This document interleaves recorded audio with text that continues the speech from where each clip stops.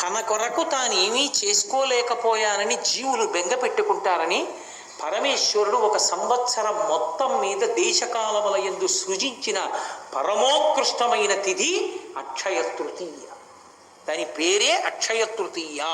అది ఒక్క వైశాఖ మాసంలో. ఈ అక్షయ తృతీయకి గొప్పతనం ఏంటంటే, ఈ శరీరాన్ని విడిచిపెట్టి జీవుడు ఇంకొక శరీరానికి వెళ్ళిపోయినప్పుడు కూడా చేసిన పుణ్యాన్ని అనుసరించే ఇస్తారు. కర్ణుడి యొక్క కథలోంచి వచ్చింది అక్షయ తృతీయం. అక్షయం అంటే అది ఖర్చు అయిపోవడం ఉండదు, ఆకలి తీరాలి. ఏ జన్మలో ఉన్నా నాకు కడుపు నిండా అన్నం దొరకాలి, నేను నలుగురికి పెట్టుకోగలగాలి అనుకున్నవాడు అక్షయ తృతీయ తిథి నాడు బ్రాహ్మణుడికి స్వయం పాకం ఇచ్చుకోవాలి. అంటే కసిని బియ్యం, ఏదో 2 దుంపలో 2 కూరగాయలో కాస్త చింతపండు 2 మిరపకాయలు ఓ పండు తీసుకొచ్చి ఇస్తారు. స్వయం పాకం ఇచ్చుకుంటే జన్మాంతరముల యందు కడుపు నిండా తాను తిని తన చుట్టూ ఉన్న వాళ్ళకి పెట్టుకుంటాడు. ఒంటికి బట్టకి లోటు రాకుండా నేను ఎప్పుడూ చక్కగా బట్ట కట్టుకుని ఉండగలగాలి అంటే దాని అర్థం మనుష్య జన్మ కావాలి. ఆ మనుష్య జన్మలో చక్కగా ఒంటి నిండా బట్ట కట్టుకుని ఉండగలగాలనుకోవాలంటే అంచు కలిగిన బట్ట పంచెల చాపు తీసుకొచ్చి బ్రాహ్మణుడికి దానం చెయ్యాలి. అన్నిటికన్నా దారుణమైన శాపం ఏమిటో తెలుసా జీవితానికి? నీరు దొరకదు. అందుకే చేసిన పాపం తరిమితే దాహంతో అలమటించిపోతాడు. అలమటించిపోతే 10వ రోజున ధర్మోదకాలు విడిచిపెట్టిస్తారు. ఆ నీళ్లు తాగమంటారు, అప్పుడు తాగుతాడు. అది కూడా మీరు ధర్మశాస్త్రం చదివితే కొన్ని చోట్ల చెప్పిన మాటలకు భయపడతారు. కొడుకు అధార్మికుడైపోతే, కొడుకు గాయత్రీ మంత్రం చేసే అధికారాన్ని కోల్పోతే, సరే ఇంకా నేను కొన్ని కారణాలు చెప్పడం ఎందుకు సభాముఖంగా, అప్పుడు ఆ కొడుకు చేత్తో విడిచిపెట్టినా తాగనివ్వరు. ఆ కొడుకు స్నానం చేసినప్పుడు మర్మావయవముల వద్ద ఉన్న వెంట్రుకల మించి పడిన నీళ్ళని తాగమంటారు. నువ్వు అలా పెంచావు కొడుకుని, అందుకని అలాగే తాగని చెప్తారు. బాహుమూలములలోంచి పడిన నీటి బిందువుల్ని తాగమంటారు. అందుకని కనీసం ధర్మంలో ఉన్నవాడు ఎవడైనా వచ్చి కాసిన నీళ్ళు ఇస్తే తాగనిస్తారని, అయ్యా అందరూ రండి అని కొడుకు పిలుస్తాడు. ప్రేమ ఉన్న వాళ్ళందరూ వెళ్ళి ధర్మోదకాన్ని విడిచిపెడతారు. ఆ నీళ్లు తాగుతాడు. ఆ దరిద్రం లేకుండా శరీరం విడిచిపెట్టిన తరువాత ఉత్తర జన్మలలో కూడా కావలసిన నీళ్లు దొరికి హాయిగా దాహంతో కొట్టుకోవలసిన అవసరం లేకుండా ఉండేటట్టు చెయ్యగలిగిన తిథి ఒక్క అక్షయ తృతీయ మాత్రమే. అక్షయ తృతీయ నాడు పూజ బాగా కడిగేసి, లేకపోతే కుండ బాగా కడిగేసి దాంట్లో చక్కగా నీళ్లు పోసి, అప్పటికప్పుడు తాగడానికి యోగ్యంగా ఉండాలి, మట్టి కంపు కొట్టకూడదు. నీళ్లు పోసి అవకాశం ఉంటే అందులో చక్కగా కాస్త యాలకగుండ లాంటిది కొద్దిగా కర్పూరం కలిపి ఆ ఉదక భాండం అంటారు ఆ నీటి పాత్రని తీసుకొచ్చి ఆ కూజానో కుండనో బ్రాహ్మణుడికి దక్షిణతో కలిపి దానం చేస్తారు. ఓపికని బట్టి 6, 11, 16, 116లో ఏది ఉంటే అది. దాని చేత ఆకలి దప్పిక తీరుతాయి. ఇంకా విశేష ఫలితాలు ఏవి అంటే, వేసవి కాలం కాబట్టి చెప్పుల జతిస్తారు, గొడుగిస్తారు, ద్రవ్యం ఇస్తారు. అక్షయ తృతీయ నాడు తప్పకుండా దానం చేసుకోవాలి. అది కూడా నేను మీతో ఒక మాట చెప్తున్నాను, భర్త వచ్చి దానం చేస్తే చాలు, కానీ ప్రయత్నపూర్వకంగా సువాసిని అయిన స్త్రీ, 5వ తనం ఉన్నటువంటి ఆడవాళ్ళు భర్తతో కలిసి వచ్చి చక్కగా బ్రాహ్మణుడికి ఇచ్చేటప్పుడు అథవా 2 జాకెట్టు బట్టలు పెట్టి అందులో పసుపు కుంకాలు పెట్టి ఇచ్చుకుంటే, ఇవ్వగలిగో చీర ఇస్తే మంచిది. గాజులు పసుపు కుంకం ఇచ్చుకుంటే జన్మాంతరములకు యోగ్యమైన భర్తతో సువాసినిత్వాన్ని పొందుతారు. అక్షయం కదండి, అది ఖర్చు అయ్యేది కాదు. కాబట్టి రేపటి తిథిని జార విడుచుకుంటే అంతకన్నా మూర్ఖత్వం ఇంకోట్లేదు. అక్షయ తృతీయ నాడు బంగారం కొనుక్కోవడం అంటే పాపం కొనుక్కోవడం. కలిపురుషుడు బంగారంలో ఉంటాడు. అక్షయ తృతీయ నాడు బంగారం కొనుక్కోమని ఎవడు చెప్పాడో నాకు అర్థం కాదు, ఎక్కడా లేదు అలాగా. అక్షయ తృతీయ నాడు ఉతక భాండం దానం చేయాలి, స్వయం పాకం ఇవ్వాలి, ద్రవ్యం ఇవ్వాలి, చెప్పుల జత ఇవ్వాలి, లేకపోతే గొడుగు ఇవ్వాలి, లేకపోతే బట్టలు ఇవ్వాలి. అంతేకాని ఇలాంటి పిచ్చి పనులు చేసి బంగారాలు కొనుక్కుని ఇంట్లో పెట్టుకోరు. పాపం వృద్ధి అవుతుంది, అక్షయం అవుతుంది. రేపటి తిథిని జార విడుచుకుంటే అంతకన్నా మూర్ఖత్వం ఇంకోట్లేదు. అక్షయ తృతీయ నాడు బంగారం కొనుక్కోవడం అంటే పాపం కొనుక్కోవడం. కలిపురుషుడు బంగారంలో ఉంటాడు. అక్షయ తృతీయ నాడు బంగారం కొనుక్కోమని ఎవడు చెప్పాడో నాకు అర్థం కాదు, ఎక్కడా లేదు అలాగా. సాధారణంగా మనకి వైదిక ప్రక్రియలో ఒక మూర్తి ఉన్నది లక్ష్మీదేవికి. ఏమిటో తెలుసా అండి? ఆ మూర్తి గుడ్లగూబ మీద కూర్చుని ఉంటుంది ఆవిడ. గుడ్లగూబని సంస్కృతంలో ఉలూకము అని పిలుస్తారు. ఉలూకము అంటే ఏమిటో తెలుసా అండి? పగటిని చూడలేని పక్షి. పగలొస్తే గుడ్లగూబకి చాలా బాధగా ఉంటుంది. కాకి సంతతిని చంపుతుంది గుడ్లగూబ. కాకితో విరోధం దానికి. కాకి సంసారం. పగలు చూడలేదు, చీకట్లో చూస్తుంది గుడ్లగూబ బాగాను. దానికి కళ్ళే భయంకరంగా ఉంటాయి. అటువంటి గుడ్లగూబ మీద లక్ష్మీదేవి కూర్చుని చూపిస్తారు. అలా ఎందుకు చూపిస్తారో తెలుసా అండి? లక్ష్మి కలగగానే భగవంతుణ్ణి మరిచిపోయిన వాడెవడో వాడు పగటిని మరిచిపోయిన గుడ్లగూబ వంటి వాడు. గుడ్లగూబ మీదున్న లక్ష్మి ఎంత ప్రమాదకరమో, ఐశ్వర్యమును మరిగి భోగమును మరిగి నారాయణుణ్ణి మరిచిపోయిన వాడు అంత ప్రమాదములోకి జారిపోతున్నాడు. కాబట్టి లక్ష్మి పూజ చేస్తూ నారాయణుణ్ణి సంతతము కొలవాలి. భక్తి జ్ఞానములతో మీరిద్దరూ తల్లిదండ్రులని ఇద్దరిని కలిపి నమస్కారం చెయ్యాలి. అందుకే కనకధారా స్తోత్రంలో ప్రతి శ్లోకం లక్ష్మీనారాయణుడిని కలిపి పూజ చేస్తుంది. రేపు లక్ష్మీనారాయణ స్తవంగా కనకధార చేయడానికి కారణం అది. అందుకని అమ్మవారు అలా కలిసి నారాయణుడి యొక్క శక్తిగా మారగానే లోకములకన్నిటికీ ఆయన కళ్యాణమును కటాక్షించిన వాడై ఉన్నాడు. ఇప్పుడు మామగారు అయ్యాడు సముద్రుడు కదండి. మామగారు ఎప్పుడవుతాడు? కన్యాదానం చేస్తేను అమ్మాయి అయ్యవారి దగ్గరికి చేరితే తాను మామగారు అవుతాడు. ఇప్పుడు తను మామగారు అయ్యాడు. ఇప్పుడు మామగారు అయ్యాడు కాబట్టి మామగారైన వాడు ఏం చెయ్యాలో తెలుసా అండి? కొడుకుకి అల్లుడికి అభేదం పాటించాలి. అందుకని కొడుక్కి ఎంత అమూల్యమైన ఇంట్లో ఉన్న వస్తువు ఇస్తాడో అల్లుడికి కూడా అలా ఇవ్వగలగాలి. ఎందుకంటే తను పితృపంచకంలోకి వెళ్ళాడు, తండ్రి అయ్యాడు ఇప్పుడు. అందుకని మామగారు అవగానే సముద్రుడు ఏం చేశాడో తెలుసా అండి? తనలో ఉన్న కౌస్తుభాన్ని తీసుకొచ్చి శ్రీమన్నారాయణుడికి బహూకరించాడు. ఆ కౌస్తభాన్ని మెడలో పెట్టుకున్నాడు. ఒక పక్క శ్రీవత్సం అనే పుట్టుమచ్చ మెరుస్తోంది. హృదయమునందు లక్ష్మీదేవి మెరిసిపోతోంది. ఆపాల వెల్లి కూతురు దీపుల చూపులను దోగి తిలకించి ప్రజల్ చేపట్టిరి సంపదలను ప్రాపించను మేలు జగము బ్రతికెనరేంద్ర.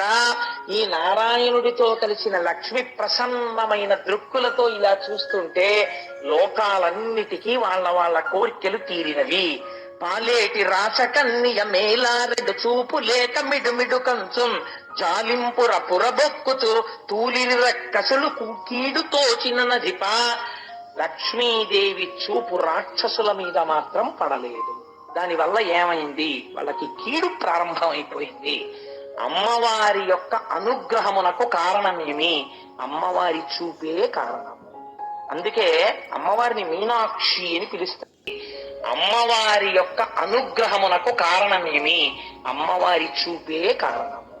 అందుకే అమ్మవారిని మీనాక్షి అని పిలుస్తారు. మీనాక్షి అంటే చేప ఒక పని చేస్తుంది. ఆడచాప నీటిలో ఉండగా చేప పిల్లలు ఎదురుగుండా వచ్చి అమ్మతో అంటాయి, అమ్మా ఆకలిస్తోందమ్మా అంటాయి. అంటే చేపకి స్తన్యం ఇవ్వడం ఉండదు. అది ఏం చేస్తుందంటే చేప పిల్లలన్నిటి వంక పరమదయతో ఒకసారి అలా చూస్తుంది. ఇది తాబేలు చేస్తుంది, చేప చేస్తుంది. పరమ సంతోషంగా ప్రీతితో చూస్తుంది. చూడగానే వెంటనే చేప పిల్లలకి కడుపుంది. ఇలా చెయ్యగలిగిన శక్తి ఒక్క చేపకుంది. అందుకే అమ్మవారికి మీనాక్షి అని పేరు. మీరు ఒక్క స్తోత్రం సంతోషంగా చేస్తే అమ్మ పరమ సంతోషంతో ఇలా చూస్తుంది. అది చూడగానే మీ కోరికలు తీరిపోతాయి.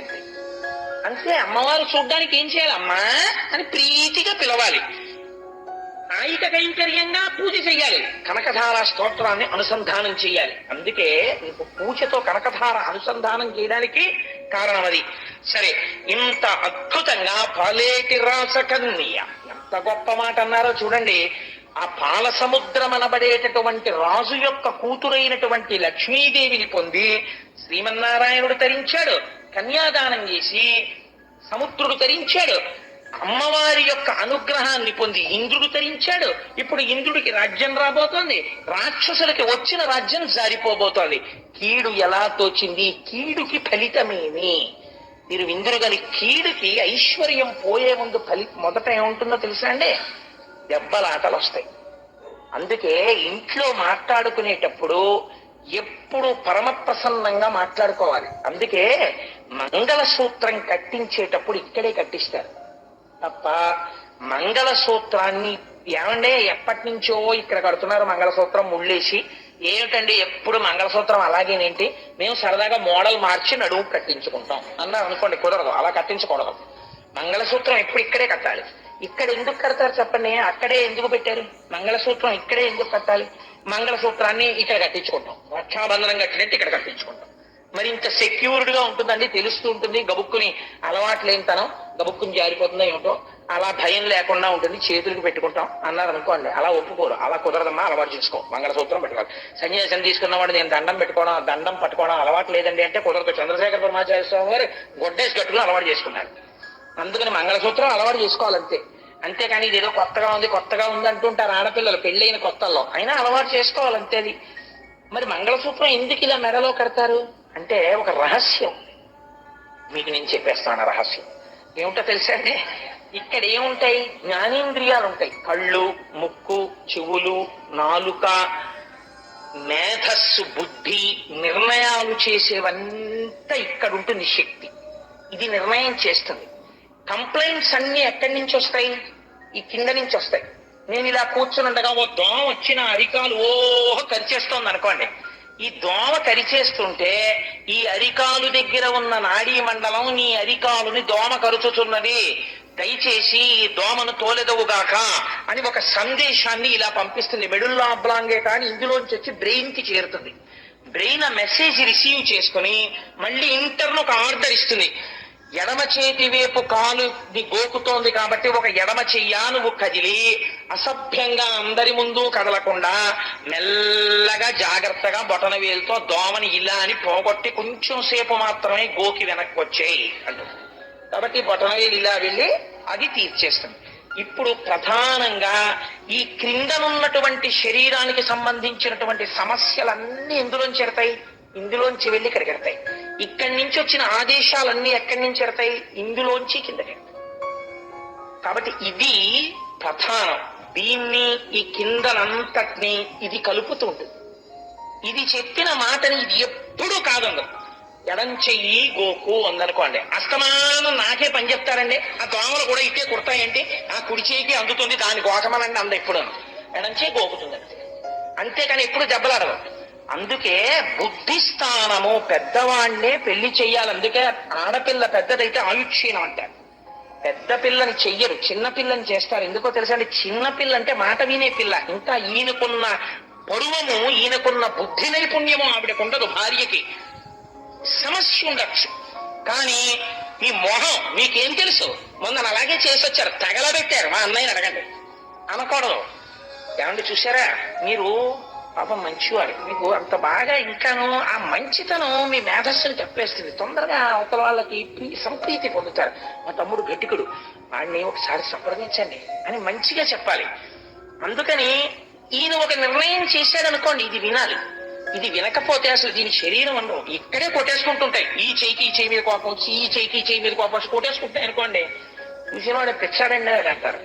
ఈ రెండు చేతులే ఉన్నాయి, ఈ చెయ్యికి ఎప్పుడన్నా దెబ్బలాట వచ్చి రెండు చేతులు కొట్టేసుకుని పోలీస్ స్టేషన్ లో కంప్లైంట్ ఇచ్చిన వాళ్ళని మీరు ఎక్కడన్నా చూసారా? కొట్టుకో. ఎందుకు కొట్టుకో అంటే రెండున్న ఈ కాలునో ఈ కన్నునో అలా ఏం కొట్టేసుకో. ఎందుకనంటే మనందరం ఒకటి, అయ్యో ఈ శరీరానికి చెందిన వాళ్ళం అని చూస్తాయి. అలా ఒక కుటుంబంలో తండ్రి స్థానం ఇది, భార్యాస్థానము, బిడ్డల స్థానము ఇది. సమస్య ఉండొచ్చు, కానీ ఆ ఇంట్లో ఎలా ఉండాలంటే శరీరమునందు ఏకత్వం ఉన్నట్టు, దీని ఆలోచనలు ఇది మన్నించినట్టు నీవు కూడా విని నీ ఇంటిని ప్రశాంతముగా ఉంచుకుందువుగాక. ఇన్ని సమస్యలో ఇలా పెడుతున్నాయి, ఇన్ని ఆర్డర్స్ కిందకెడుతున్నాయి, ఒక్కటి పైకి వినపడుతోందా? ఇల్లు అలా ఉండాలి. ఇల్లాలు నోరు పైకి వినపడకూడదు, అంత అందంగా ఉండాలి. చక్క పెట్టడం, ఇల్లాలి సమర్థతే ఇంటి ఐశ్వర్యానికి కారణమవుతుంది. అటువంటి ఐశ్వర్యం ఎక్కడి నుంచి వస్తోంది? ఇల్లాలిలోంచి వస్తోంది. అందుకని ఇది మంగళ సూత్రము. ఇలా వినబడేటట్టు మా ఇల్లు ఉండుగాక. ఇంట్లో అరుపులు కేకలు, లేచిన దగ్గర నుంచి దెబ్బలాట్లు కేకలు, పిల్లలు తండ్రి మీద, తండ్రి పిల్లల మీద, వాడు ఈ ఛానల్ పెడతాడని వీడి ఈ ఛానల్ పెడతాడని రిమోట్ కంట్రోల్ విసిరేసి, ఈయన కాఫీ విసిరేసి, ఆవిడేమో స్టవ్ ఆర్పేసి పని పిల్ల మీద కేకలేసేసి, పని వాళ్ళు యజమాని మీద కేకలేసేసి, నా అల్లరి, దీనికి తోడు ఇంట్లో జంతువులు, ఇదంతా కూడా పెరిగిపోయాయి అనుకోండి. ఇంకా ఆ ఇల్లు ఇల్లులా ఉండదు. ఎక్కడ ఉంటుందండి? లక్ష్మీదేవి పారిపోతున్నాయి ఇంట్లో, దరిద్రం వచ్చేస్తుంది. కాబట్టి ఎందువల్ల లక్ష్మి ఉంటుందో, ఇల్లు ఎలా ఉండాలో మనకి చూపిస్తోంది లక్ష్మీ కళ్యాణ వైభవం. అందుచేత మహానుభావుడు కౌస్తభాన్ని ఇస్తే దాన్ని ధరించి శ్రీమన్నారాయణుడు లక్ష్మీ సహితుడయ్యారు.